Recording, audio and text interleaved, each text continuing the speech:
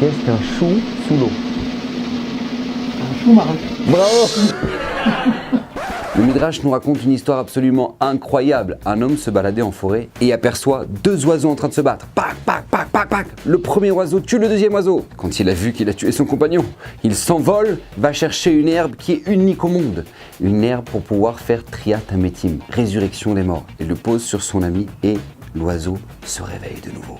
Lorsque le monsieur s'aperçoit de ça, il se rend compte que c'est l'herbe pour la résurrection des morts. Il se dit mais c'est magnifique, il faut absolument que je l'ai. Il fait partir les oiseaux. Et une fois que les oiseaux sont partis, il ramasse l'herbe et il sourit. J'ai dans ma main une merveille. Celui qui veut que je réveille sa grand-mère, celui qui veut que je réveille son arrière-grand-mère, celui qui veut... Je suis milliardaire. Et en marchant de retour vers la maison, il prend conscience d'un éventuel problème. Peut-être que cette herbe ne marche qu'une seule fois. Et il s'installe chez lui un ensemble de doutes qui lui fait perdre tout le bonheur d'avoir découvert cette herbe si précieuse. Il regarde sur le bord du chemin. Voilà un lion, une carcasse de lion. Il dit, je vais essayer. Il prend l'herbe, il la pose sur la carcasse de lion. Le lion se réveille et le mange. Qu'est-ce que le Midrash vient nous enseigner ici? Nous avons dans notre vie une chose unique au monde qui s'appelle la vie.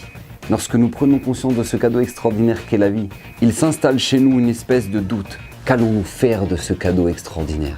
Est-ce que nous allons perdre notre temps? Est-ce que nous allons construire? Est-ce que nous allons évoluer ou détruire? Le Midrash vient ici nous enseigner, ne faites pas l'erreur de ce monsieur. Sachez placer le potentiel que vous avez dans vos mains, dans le bien. Non dans la destruction, mais dans le bien autour de vous, dans le bien dans votre vie, dans le bien dans vos choix. Et que Bezrat Hashem, grâce à ça, vous puissiez être bénis par Hashem.